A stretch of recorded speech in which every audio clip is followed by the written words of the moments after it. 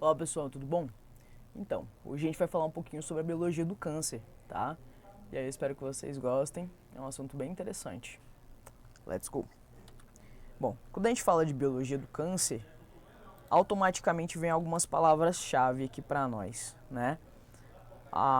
As primeiras vão ser a neoplasia, né? Que é o crescimento de algo novo, né? Um tecido novo que está crescendo ali. E esse tecido novo que está crescendo não é um tecido que eu queria.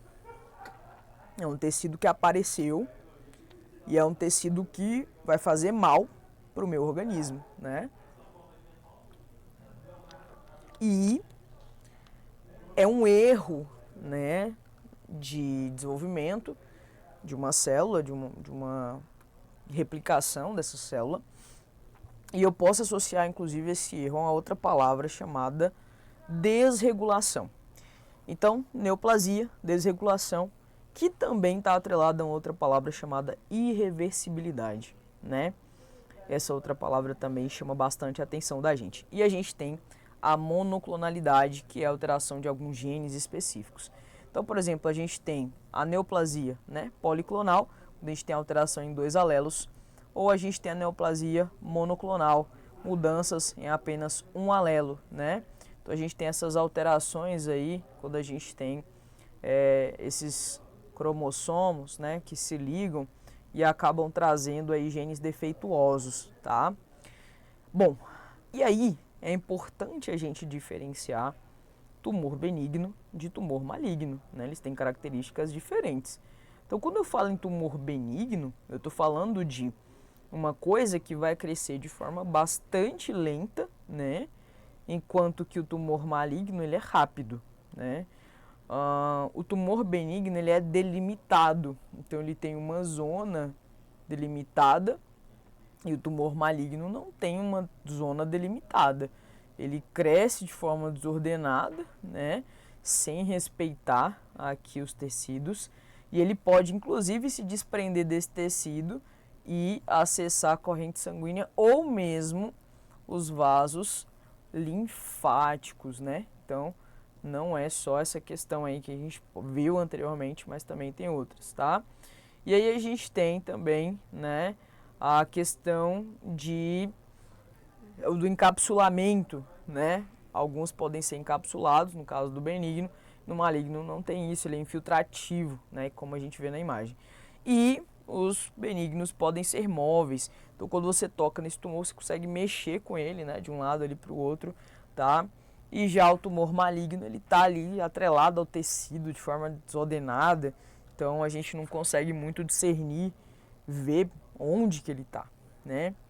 Bom, o tumor benigno, né, ele é bem diferenciado, ele tem um crescimento organizado, uniforme, né, com uma baixa atividade mitótica, né, não tem invasão da membrana basal e ele não tem potencial metastático, né, então isso é muito importante. O que é uma metástase, gente? É o aparecimento, né, de novos tumores a partir de uma célula que se desprendeu daquele tumor original. Então isso pode acontecer, né? E a gente tem também o tumor maligno ali com seu crescimento desordenado, né, com mitoses sucessivas ali, então gasto metabólico muito grande, com uma invasão da membrana basal e um potencial metastático imenso, né? Principalmente pela via linfática. Então tem alguns tumores que quando você vai perceber, ele já se espalhou pelo corpo inteiro do paciente e nessas situações fica cada vez mais difícil, né, ajudá-lo. Bom, eles têm nomes, né, relacionados aos tipos de tecido. Então, por exemplo, lá nas regiões de projeção epitelial, a gente vai ter o papiloma, que seria um tumor benigno, e que se ele for maligno eu vou dar o nome de carcinoma. Se ele for de padrão glandular, eu posso chamar ele, se for benigno, de adenoma, e se for maligno, de adenocarcinoma. Então percebam, né, que os nomes mudam. Por exemplo, no osso eu vou chamar de osteoma se for benigno e de osteosarcoma, né, se ele for ali maligno, tá? Então vai mudando os nomes de acordo com os tecidos. Esses são os principais. É óbvio que a gente tem muito mais tipos de tumores, né? Mas só para a gente ter uma noção aí, né? Aqui, ó, tecido adiposo, né? Benigno lipoma e maligno lipossarcoma, beleza? E aí existe o screening, né? Que é o segmento ali desses tumores, tá? Então a gente vai ter uma célulazinha mutante primeiro, né? E essa célulazinha mutante, ela vai começar a se proliferar, a se desenvolver, né? E aí eu vou ter uma hiperplasia. Essa hiperplasia, né, vai começar a se diferenciar, pode aparecer outras células, né? Ela tem esse potencial de progredir e aí isso vai se tornar uma displasia. Logo em seguida, né, esse tecido vai crescer cada vez mais, totalmente diferenciado, né? E aí eu chamo isso de câncer in situ, né? E ele vai atacar todos os tecidos adjacentes, membrana basal, vasos sanguíneos, e eu vou chamar ele de câncer invasivo, né? E aí a gente tem alguns testes, né, alguns exames que podem ser feitos, que vão nos auxiliar, né, no rastreamento e na identificação precoce desses tumores, por exemplo, o Papa Nicolau, mamografia, o PSA e toque retal e o sangue oculto nas fezes e a colonoscopia, né? E aí ainda existe, claro, um tabu muito grande em relação às pessoas, né, para fazer esses exames, mas eles são muito importantes e merecem, né, a nossa atenção, tá?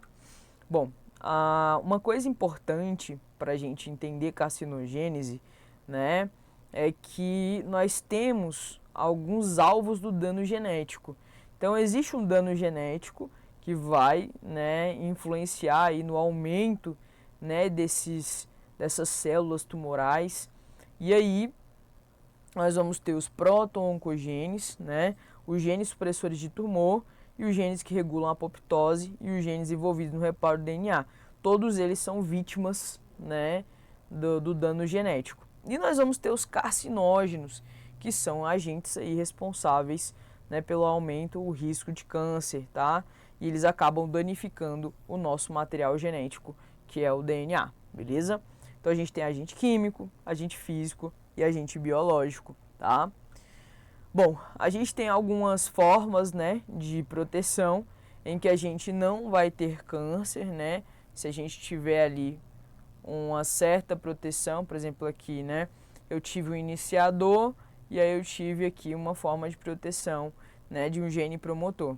E aqui eu tive, né, a grande proteção, mesmo no aparecimento aqui do iniciador, eu estava protegido, então não apareceu câncer.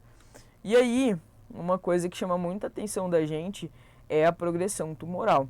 Por quê? Eu tinha uma célula normal, né? Só que houve uma mudança induzida por carcinógenos, né? E aí esse carcinógeno, ele alterou essa célula tumoral. Poxa, se ela foi modificada, então agora ela vai apresentar todo tipo possível de variante, né? Antes ela era de determinada forma, agora ela vai produzir variantes genéticas dela mesma, né? Só que melhoradas teoricamente para sobreviver, né? Então, eles são ali peritos em sobrevivência, crescimento, invasão e metástase. Como que eu consigo lidar com uma coisa dessa, né? Então, o meu corpo, né, vai produzir algo invasivo, metastásico, maligno, né, não antigênico. Então, assim, eu não consigo, né, me livrar de algo que é tão forte, tão invasivo e que sabe sobreviver no meu próprio organismo e que eu não vou conseguir, né, destruir. Então, a cada uma que cresce ali tem características diferentes e melhores, né? Bom, e aí eu vou ter alguns carcinógenos, né, que são aí substâncias, né, que vão permitir o aparecimento desses cânceres, tá? Então, os primeiros são os carcinógenos químicos, tá?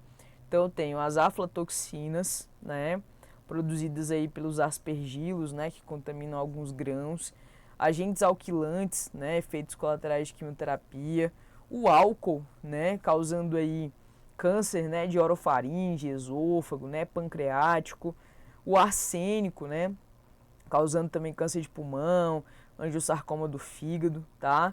O asbesto, né, causando principalmente câncer de pulmão, né? Pessoas que trabalham em construção, encanadores, tá? A fumaça do cigarro, né? Que causa câncer de orofaringe, de esôfago, de pulmão, de rim, de bexiga, né? As nitrosaminas, né? Causando aí o câncer de estômago, principalmente em comidas defumadas, né? O cloreto de vinila, causando angiosarcoma do fígado, né? Presente aí, né, no material ali utilizado para fazer o PVC em uso nos canos. Aí a gente tem níquel, crômio, berilo, sílica, né, causando câncer de pulmão pela exposição ocupacional. A naftilamina, né, câncer de bexiga, tá? Principalmente aí na fumaça do cigarro, beleza? E nós temos alguns vírus, né? Então a gente tem ali o EBV, né? A gente tem o HHV8, né? Sarcoma de Kaposi. A gente tem o HBV, o HCV, tá? Que causa o carcinoma hepatocelular. HTLV1, né? Células T aí no adulto. E os HPV de alto risco, né? 16, 18, 31, 33, tá? Que causam carcinomas de vulva, vagina, ânus, colo uterino e até adenocarcinoma no colo do útero, tá? Nós vamos ter também, né, além desses outros aí, radiação ionizante, radioterapia, reator nuclear, né, leucemia mieloide aguda e radiação não ionizante, causando carcinoma basocelular e de células escamosas de pele, encontrado também em comidas defumadas, tá? Então, os tumores, eles têm algumas marcas registradas, né? Quais são as, se a gente fosse pensar assim, quais são as marcas registradas do câncer, né? Que me remete, né? Quando eu penso em câncer, que tem de marca registrada, né? O que faz ele, né, tão único teoricamente, né? Então vamos pensar nisso. Bom, a primeira coisa, ele consegue evadir da apoptose, né? Então essa evasão da apoptose, né? Autossuficiência, né, em sinais de crescimento aí também, né? Então, insensibilidade a sinais de anticrescimento, isso é muito importante, né? Invasão tecidual e metástase, né? Potencial replicativo não limitado e a angiogênese dele está sempre mantida. Então, assim, ele tem tudo para crescer, se reproduzir, se proliferar, né, de forma descontrolada, tá? E instabilidade genômica, porque eu sempre vou ter mutações, né? Então ele consegue passar novas características aí para as novas células. O ambiente inflamatório, né, favorável aí ao crescimento, né? Então, infelizmente, ele vai acabar crescendo, né? O metabolismo celular, né, o metabolismo energético desregulado, né? Então a energia dele ali, ó, não para, né? Então eu tenho que pensar muito nisso. Ele consegue escapar à destruição imune, né? Isso também pode acontecer. Então é uma situação em que eu não consigo evitar que ele sobreviva, né? O câncer ele está sempre fazendo movimentos evasivos, ele está sempre sobrevivendo, tá?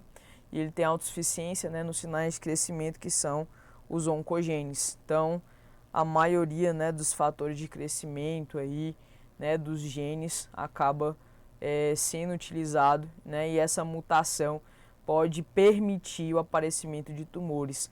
Por exemplo, eu tenho um receptor de fator de crescimento neuronal, né, que a gente chama de RET, e ele faz mutação pontual e pode causar carcinoma medular e tireoide quando ele sofre alteração genética. A gente tem transdutores de sinal, então a gente tem translocação de gene e causamento, né? Causa câncer aí, né, em algumas pessoas.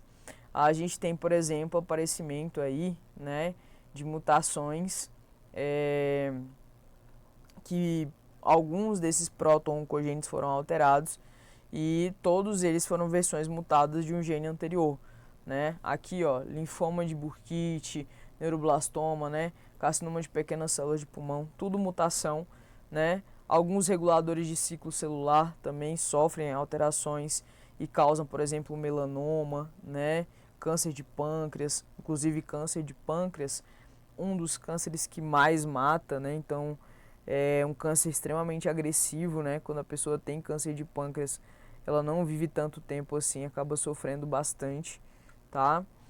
A gente tem o gene supressor do tumor RB, né? Proteína E7 do HPV, todas elas sofrendo aí mutação. E isso aqui é uma informação interessante, ó, pouco mais de 50%, né, dos tumores humanos tem mutações nesse gene aqui da P53, né? Então ela vem ali pra gente sem dano e depois ela sofre mutações, né, causando síndromes raras e aí mutações proteicas também que podem levar até apoptose, morte celular ou, né, tumores malignos, tá? Evasão por apoptose, né? Então a gente tem também, a gente tem as metástases. Então o tumor ele tem essa capacidade de se infiltrar em novos tecidos e criar um tecido, poxa, completamente zerado a partir de uma célula que cresceu ali e que se desprendeu do tumor dela de origem, né? E agora ela tá vindo aí com tudo, né? Capaz de causar bastante danos aí ao seu hospedeiro, teoricamente, né? Uma característica desses tumores é a disseminação, né, linfática, principalmente nos carcinomas, porque os vasos linfáticos eles dão acesso a todo o seu organismo. Então, esse tumor ele consegue, né, passear pelo seu corpo como um todo. A gente também tem disseminação hematogênica, né? E a gente tem as semeaduras das cavidades corporais, que pode acontecer também. A angiogênese, né, que é a formação de novos vasos sanguíneos, potencial de replicação ilimitado e escape do sistema imune. Então ele consegue sobreviver ali, independente, né, o seu sistema imune não consegue atacá-lo, né, e criar ali um mecanismo de defesa para te proteger. E aí, esses tumores, eles produzem, né, algumas proteínas que são liberadas, né, no plasma, tá? E aí a gente consegue fazer um monitoramento, né, da resposta ao tratamento ou mesmo recorrência do tumor. Porque às vezes o paciente ele passa por um tratamento específico de um câncer e aí a gente consegue ver se esse câncer voltou. Né? A gente ouve muito falar, será que o câncer voltou?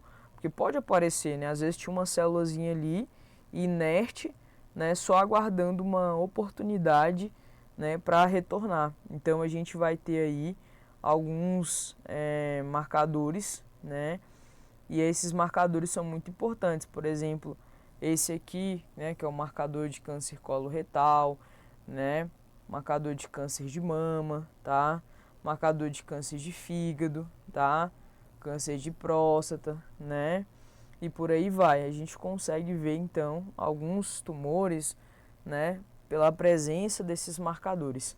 Lembrando que eles não são diagnósticos, né? Eles ajudam a rastrear. É claro que para fechar um diagnóstico eu preciso de muito mais que isso, porque tem algumas pessoas que ficam um pouco paranoicas, né? Quando elas veem algum marcador, né, a presença de algum marcador, já associam automaticamente ao tumor em si. E nem sempre é 100% isso que está acontecendo. Às vezes a resposta, né, para isso é outra. Bom, e aí nós vamos ter o estadiamento, né, desses tumores, tá? A gente vai usar então o tumor primário, que é o T, os linfonodos regionais, que é o N, e as metástases, que é o M, né? E aí lá no T a gente vai usar o TIS, né, o T1, T2, T3 e T4, né? No N vai ser o N0, N1, N2 e N3, e no M, o M0 e o M1. Esses estágios são para dizer até que ponto esse tumor foi. Então, até que ponto essa célula tumoral chegou, né? Até onde ela conseguiu ir, tá? Então, a gente tem, por exemplo, no TIS o carcinoma in situ, né? O T1, tumor com invasão da submucosa. No T2, tumor com invasão muscular. T3, infiltração da gordura, né? Perivesical. O T4, invasão de estruturas adjacentes, né? Linfonodos, sem metástase em linfonodos. O N1, né? Metástase, né? Que está aí menor que 2 centímetros, né? No linfonodinho que tem ali. O N2 com metástase de 2 a 5 centímetros. Ou em vários linfonodos aí menor que 5 centímetros. Então a gente vai fazer essa avaliação para poder estadiar esse tumor. Uma coisa que é interessante é sempre fazer o rastreamento, né, com o oncologista. Isso é muito importante para o paciente, né? Tem muita gente que fica aguardando, esperando, e o tumor ele é assim. É um tipo de tecido que cresceu alheio aos outros tecidos do seu organismo. Ele não vai respeitar os espaços do seu corpo, né? Ele vai crescer novos vasos, ele vai usar os teus nutrientes, ele vai esmagar as estruturas adjacentes, ele não vai respeitar nada que está ali. E ele pode se desprender e aparecer como metástase em outras partes do seu corpo. Então, enquanto você aguarda ali o tratamento, ele pode estar destruindo outras partes do seu organismo. E alguns tipos de cânceres não apresentam sintomas no início, só quando já está bastante complicado. Então, por isso que muitas pessoas demoram a descobrir que tem um determinado tumor, e aí só percebem quando tem aparecimento de sintomas, e aí às vezes já é tarde demais. Por isso que às vezes é bom fazer um rastreamento, né? Os homens, a partir de determinada idade, né, fazer o rastreamento do PSA, né, o toque retal, as mulheres fazerem sempre o preventivo de câncer de colo de útero, né, fazer ali o exame das mamas. Isso é muito importante para a prevenção do câncer, tá? Espero que vocês tenham gostado da aula, tá? E até as próximas aulas. Grande abraço!